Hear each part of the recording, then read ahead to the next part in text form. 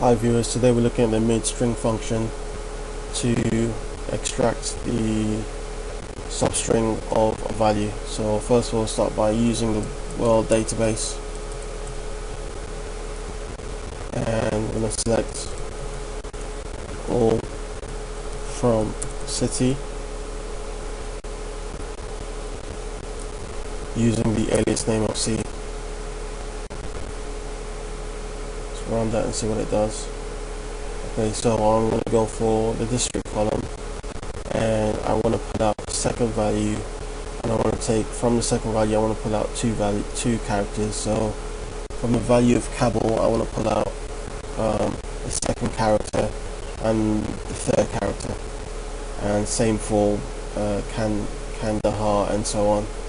So I'm going to put a comma after the or symbol. I'm going to enter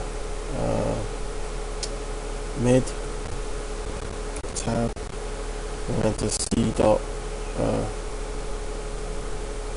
district tab, and put a comma in, and I want to start from the second character, and I want to put out two characters. Actually, I want to put out three characters, and run that and see what it does.